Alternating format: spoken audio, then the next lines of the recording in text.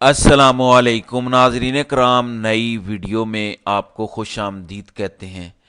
फैसला साज खैबर पख्तूनख्वा हुकूमत में बगावत करवाने जा रहे हैं। फैसला साज ये तरीक़ा कार पहले भी आजमा चुके हैं और आपको पूरी तरह से आगाह करता हूँ कि ये उनका कौन सा नया मंसूबा है, किस तरह से ये बगावत करवाने जा रहे हैं। आपको पूरी तफसीलात बताता हूँ, लेकिन सबसे पहले आपको बताता चलूँ कि काजी फायज़ ईसा अपनी एक्सटेंशन के लिए कितने उतावले हो रहे हैं। काजी साहब ने जो आइनी तरमीम को रोकने के लिए पिटीशन थी आबिद जुबैरी की, वो अपने ही सामने लगा ली है। बेंच में जस्टिस काजी फायज़ ईसा, नईम अख्तर अफगान और शाहिद बिलाल हसन हैं और ये केस आज समाअत के लिए मुकर्रर है। बहाना काजी साहब ये देंगे कि बाकी सारे जजेस छुट्टियों पर थे, इसलिए मैं फिर इस बेंच में बैठ गया। मैं तो केस सुनना चाहता हूं, मैं तो बड़ा ही अच्छा जज हूं, बड़ा बाउसूल जज हूं। यानी अपनी एक्सटेंशन का केस, अपनी एक्सटेंशन के लिए लाई गई आईनी तरमीम का केस काजी साहब खुद ही सुनने बैठ गए हैं। कहीं दुनिया की तारीख में देखा है आपने कि कोई बंदा अपना ही केस खुद ही सुन रहा हो? यह ऐसे ही है कि कोई बंदा किसी को कत्ल करे, उसी पर इल्जाम हो और वो खुद ही जज बन के बैठ जाए और कहे कि मैं डिसाइड करता हूं, दिखाओ मुझे सबूत कि मैंने कत्ल किया है या नहीं। बिल्कुल यही काजी साहब कर रहे हैं और सरेआम कर रहे हैं। यानी पूरी दुनिया में पाकिस्तान का मजाक उड़ाया जा रहा है। काजी साहब अपने आईनी तरमीम वाले केस में, जिससे उनको डायरेक्ट फायदा होगा, खुद ही बैठ गए हैं। अब काजी साहब यहां से फैसला दे देंगे कि आईनी तरमीम करना पार्लियामेंट का हक है और किसी सूरत भी सुप्रीम कोर्ट इसमें दखल अंदाजी नहीं कर सकती।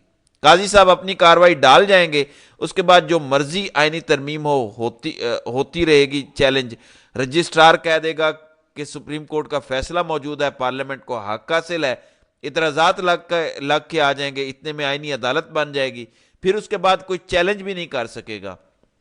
तो काजी साहब की ये हरकतें हैं जो इस वक्त वो कर रहे हैं। लेकिन इसके साथ जुड़ी हुई एक और चीज भी है।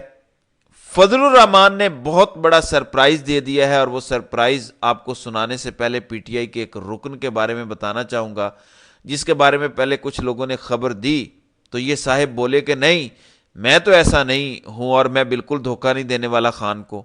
फिर इत्तलाआत आई कि ये साहिब खैबर पख्तूनख्वा में महफूज कर लिए गए हैं।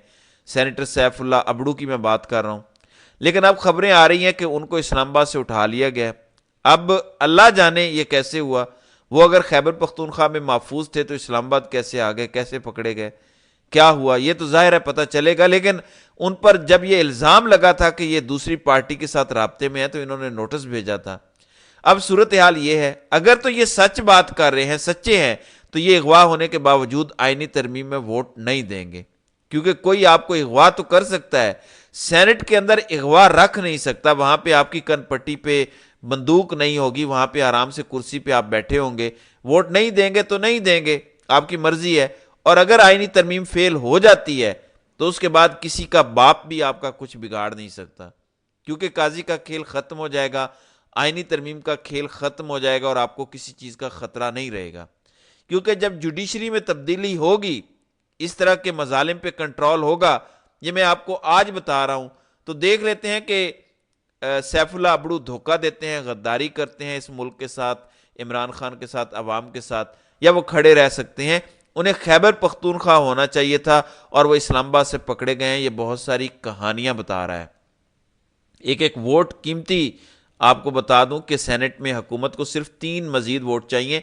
सो अगर सैफुल्ला अबड़ू को ये कायल कर लेते हैं या ये पहले से कायल शुदा हैं तो इन्हें मजीद 2 वोट चाहिए। इन्हें फजल रहमान की जरूरत नहीं रहेगी सेनेट में, और कौमी असम्बली में इन्होंने पीटीआई के बंदे तोड़ने की कोशिश करनी है। अगर ऐसा ना हुआ तो मखसूस नशिस्तें लेके अपनी कार्रवाई डाल देंगे। वहां पे इनको तकरीबन 10 से 11 टोटल सीटें चाहिए। सो कौमी असम्बली में 13 और सेनेट में 3।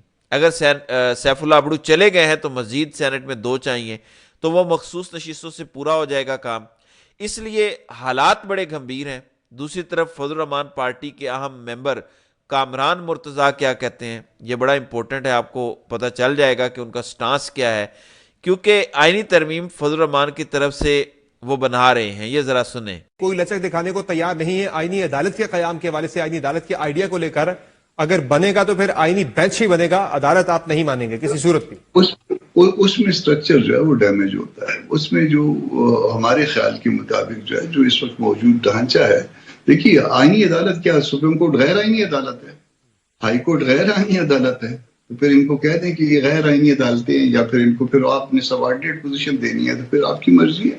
یہ بھی آئینی عدالتیں ہیں, اور ان آئینی عدالتوں کی موجودگی میں اس کے لیے ایک سپرا کانسٹیٹیوشنل کورٹ جو ہے نا, وہ اگر آپ نے بنانی ہے تو پھر اس کے لیے جے یو آئی تیار نہیں ہے کہ اس میں جو نا سپورٹ دے. جی بالکل واضح موقف پہلی بار آ گیا ہے کہ اگر آپ نے آئینی عدالت بنانی ہے تو پھر ہم اس کے لیے تیار نہیں ہیں. فضل الرحمان نے پچھلے 2 ہفتوں میں جو بھی سارا کچھ ہوا ہے, اس سے پہلے ایک بار بھی نہیں کہا کہ آئینی عدالت نہیں بنانی, بلکہ وہ کہتے تھے, ان کا بیان موجود ہے کہ جب چارٹر آف ڈیموکریسی ہوا تھا تو اس میں آئینی عدالت کا ذکر تھا, تو ہم اپنے وعدے پہ قائم ہیں. اب پہلی بار سینیٹر کامران مرتضیٰ نے کہا ہے کہ اگر آپ ایک آئینی عدالت اس طرح سپرا کانسٹیٹیوشنل کورٹ بنانا چاہتے ہیں تو وہ ہمیں قبول نہیں ہے. یہ بڑا واضح موقف ہے. یہ حکومت کے لیے بہت بڑی ڈز ہے, بہت بڑا سرپرائز ہے یہ حکومت کے لیے کہ فضل الرحمان کی پارٹی نے واشگاف الفاظ میں انکار ہی کر دیا ہے کہ ہم آئینی عدالت کو سپورٹ نہیں کریں گے. یہ بڑا امپورٹنٹ ہے. اب یہ ساری چیزیں آئینی عدالت کی طرف سے کے حوالے سے ہو گئیں. اب آپ کو ایک اور خبر دیتا چلوں.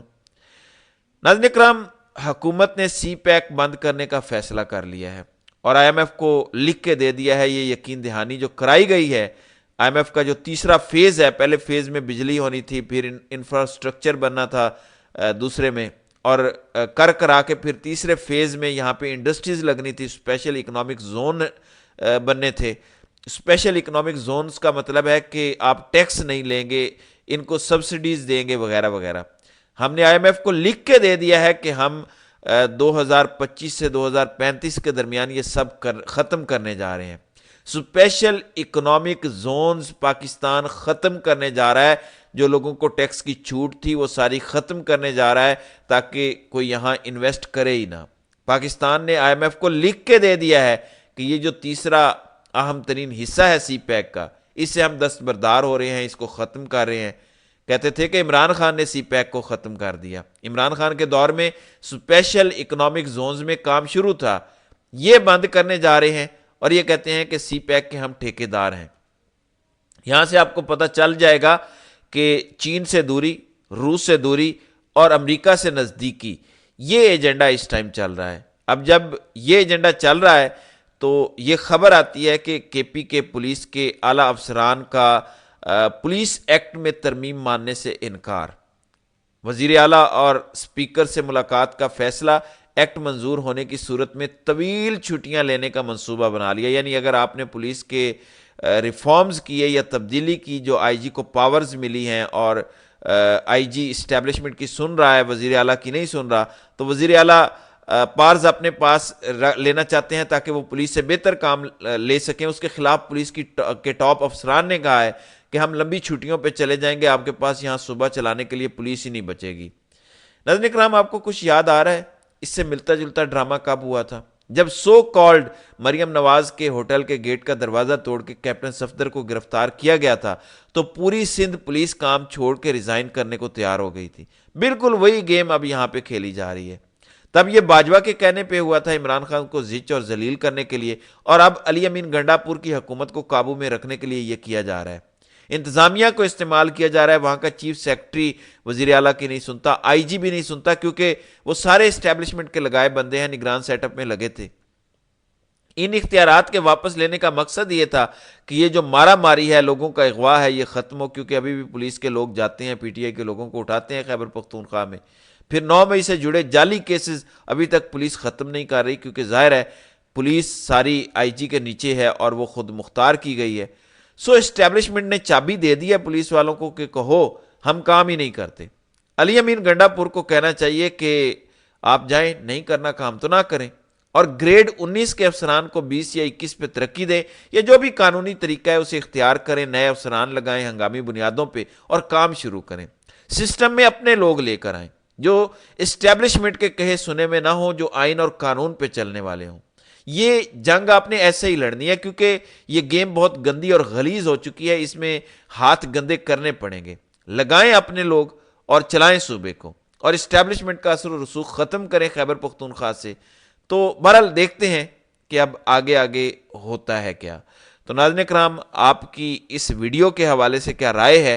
آپ اپنی رائے کا اظہار کامنٹ سیکشن میں ضرور کیجیے گا۔